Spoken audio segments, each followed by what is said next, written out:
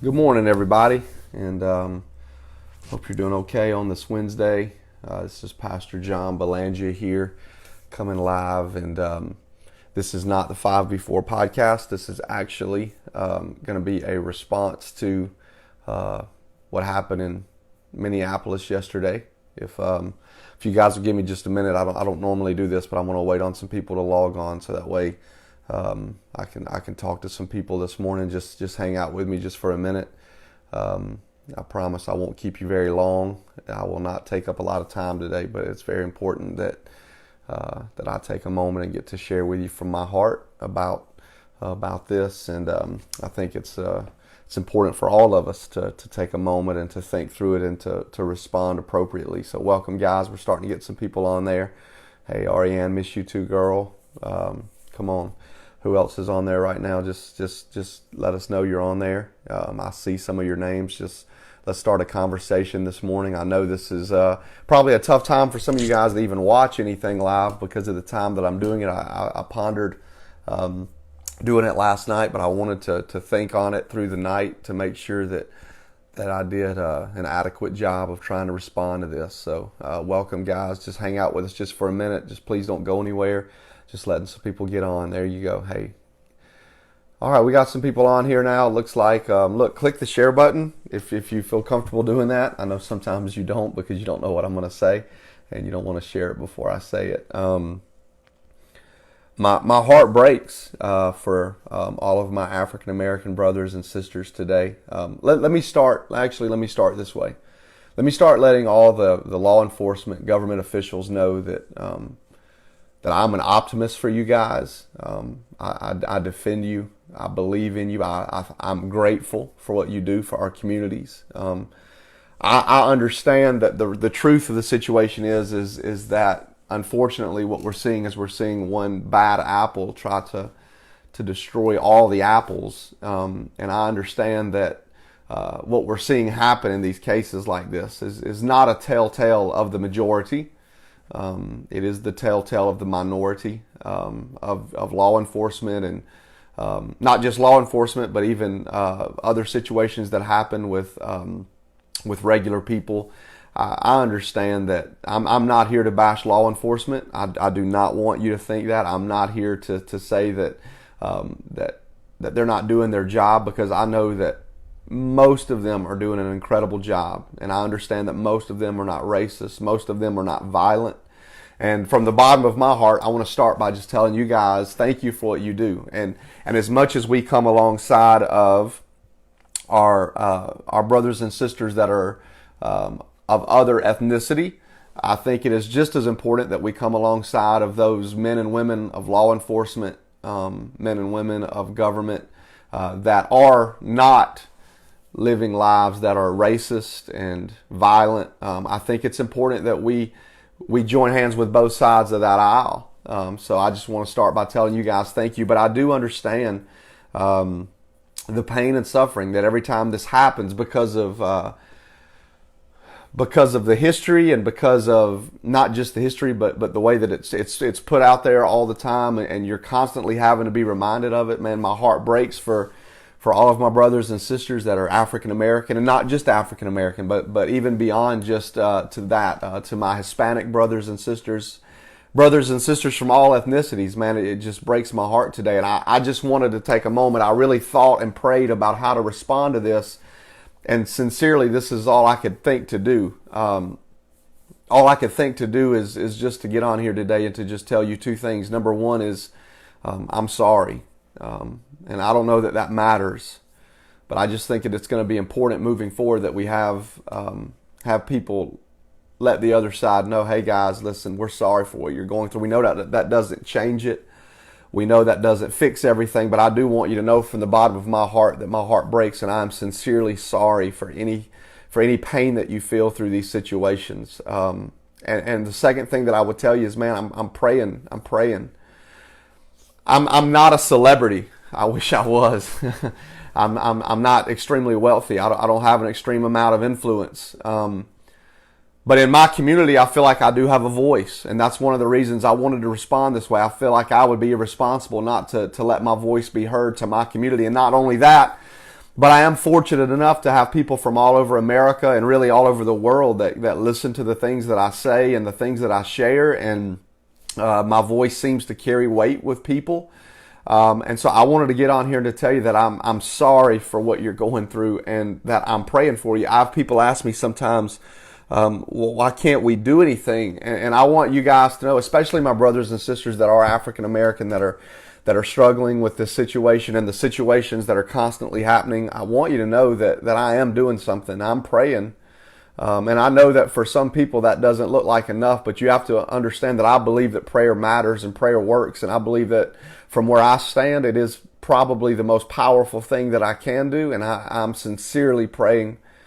A lot of you guys don't know this, but when I was in college in 2004, I had a professor named Tracy Reynolds. Pastor Tracy gave us an assignment in 2004 to write down our vision for our ministries. Now, most of us were second year, third year college students, and we were completely unaware of what ministry really entailed and completely oblivious to the difficulty that was going to come in our journeys and how hard it was going to be pastors. But let me tell you what I wrote down. In fact, right over here to my left is the book. I still have the notebooks from some of these classes, and I still have this page in this notebook where I wrote down my vision for ministry. And my heart almost hurts to have to say this today because I feel like I haven't fulfilled it.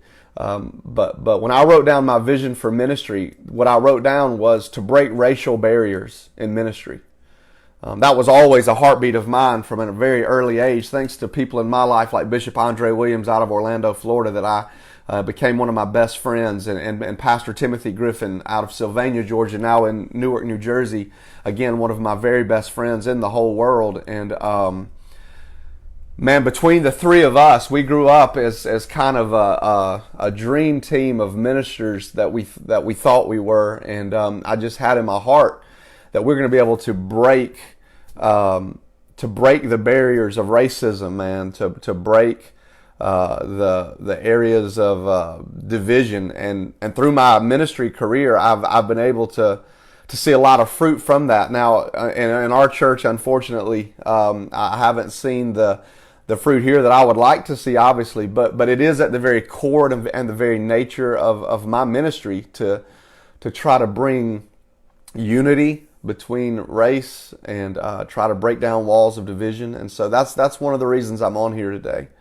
Again, I don't know if my voice carries any weight at all, but I just want you to know that we need to be standing together, especially with listen, some of you are out there and you're not even listening to the conversation that they're trying to have.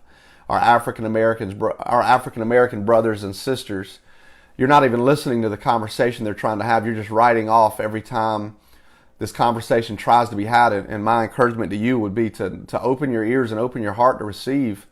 Hear their heart. Hear what they're going through. Hear the pain and the suffering that they've been dealing with and the fear that they walk in. And I'm going to do everything in my power to continue to outwardly communicate these things, not just have them in my life. Again, I believe with all of my heart that I'll walk in these things, and that these are things that are at the very core of who I am. But we need to start from our side of the aisle, guys, where we stand as being Caucasian. We need to start listening to the conversation that they're having, and we need to start being a voice for them. We can't expect our African American brothers and sisters to voice this alone. We have to voice it with them, man. And again, I'm not bashing all law enforcement. I'm not bashing the South because I live here. Again, the last two cases of racism that we've seen go viral neither one of them were in the South. One was in New York. One was in Minneapolis. So this is not a Southern problem. And I'm going to tell you, this is not an American problem. I've been around the world, been able to minister and work with ethnicities and races and subcultures in different countries. And I'm telling you, it's as alive in other countries as it is anywhere, if not worse. But I just think it's a fight that we have to fight to be together. Scripture teaches us over and over that God looks at the heart. He does not look at the skin. We see that in the book of Revelation, the Bible talks about how there are going to be all nations and all people and all tribes are going to be together. And that's the heart That's the heart that I have, man, to see all people, all races, all nations, all tribes, man. Let's come together and let's see unity. It's just heartbreaking, man. I mean, I'm sincerely, I wept through the night, and even as I went to sleep last night, was woken up numerous times with dreams of just weeping, because my heart just breaks for my brothers and sisters out there that are struggling, and this is just inexcusable. It is, and it's just inexcusable. And I'll tell you this, that I'm a firm believer. Listen to me, and if this makes you leave our church, I'm okay with it. If this makes you hate me, I'm okay with it. But I'm a firm believer that if you look at skin color, you are not kingdom minded. And I just want to make that very clear. You are not kingdom minded if you notice skin color. That is not kingdom.